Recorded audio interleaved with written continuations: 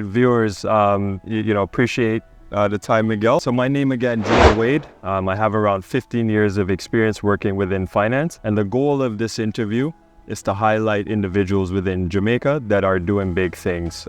Investors, thought leaders, and business leaders that are doing big things. Today, we have Miguel Russell of Eshae Living. So Miguel is an investor and also a Airbnb host within Jamaica.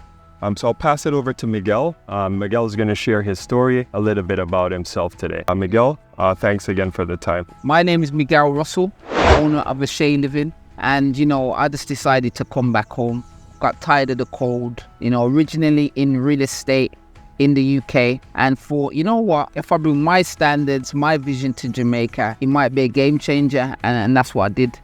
7 years later, we've achieved, a decent sized portfolio and expanding into other areas of real estate. And it's just been a great experience, and it's a beautiful time to be in business in Jamaica right now. So I'm happy to be connecting with people like Joel to share my journey to his audience and to inspire more people to come back and let them know, Jamaica's a safe place and Jamaica's a beautiful place. And to be honest, there's no place like Jamaica right now. I'm happy to be able to share this journey with you guys. All right, Miguel, appreciate that overview and sharing your journey. So when I look at Jamaica, what are some of the opportunities that you're seeing right now? Yeah, I'm seeing a ton of opportunities, especially in the real estate market, as that is my key focus. When I was originally buying my first property in Jamaica, it was expensive. Do you know what I mean?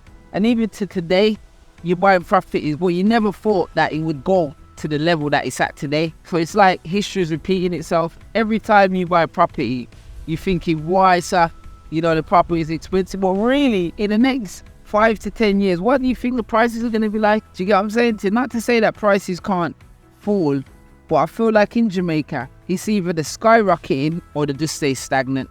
That's what I'm saying, because we're still a developing country. So I feel like there's a lot more room for capital growth. And I feel like people need to take advantage also of those half-built houses. Those half-built houses that you see on the hills can be chopped up into apartments. And that could even be used, not even just to do Airbnb, that could be used for long-term rentals, because that is an underserved market that a lot of people are forgetting about. Do you know what I mean? And those are that's just a tip of the iceberg. So yeah, man, the opportunities are endless. They're endless. All right, thanks, Miguel. You provided some information in terms of some of the opportunities that are there. When it comes to challenges, what do those look like for you, and how are you handling those? Yeah, so I feel like one of the biggest challenges is the workmanship, the finishes, trying to get that clean, precise finish, what I'm used to. I feel like you have challenges with workmen all over the world. That is a worldwide issue, you know what I mean? For getting the right finish in Jamaica is a huge challenge. And I also feel like the process to get things done, like there's a lot of following up. You have to chase, you have to phone a man 3, 4, 5 times, you know what I mean? And I'm not even just talking about normal people, I'm talking about professional people. You have to follow things up, and that can be a bit frustrating. And last but not least, this is one of my biggest pet peeves with this one is, like, take for argument's sake, I go to the supermarket to go and do some shopping. So alright, then I'll pack my stuff, pay for my items, and then I gotta go through like 2 different locations to stamp off, to pack the bags. It's just a long-winded process. I'm not used to that. When I go to the supermarket, I pay for my items and I'm gone about my business. You get me? So those are the few challenges. But as I say to anybody, you know what I mean, you can't have it all. You know what I mean? Without problems, there's no opportunities. So I'm embracing those, and hopefully, we can inspire more people to come back home and to really set that first word standard in the way how we operate and do business in Jamaica. So Miguel, appreciate you giving that in-depth overview in terms of the opportunities and also the challenges, right? When we look into the future, 5 to 10 years from now, what are you seeing in that crystal ball? I wish I had a crystal ball. But I definitely see a lot of capital growth. Not right now, but in the next 3 years, I see, a lot of these properties, what you see now, I reckon they're definitely going to explode. I feel like Jamaica's going to be labelled as a safe place to invest. And I feel like the government's definitely going to handle the crime that we've been experienced, or so-called crime that everybody hears about. What I, don't see myself, but that's my personal opinion, and that's been my experience.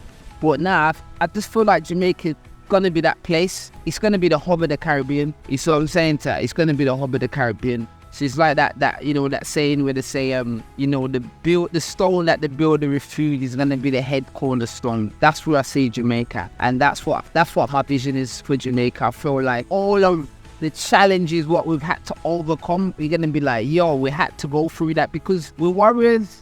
You get me? Like, trust me, all Jamaicans are warriors. We're a warring country, and we're very creative.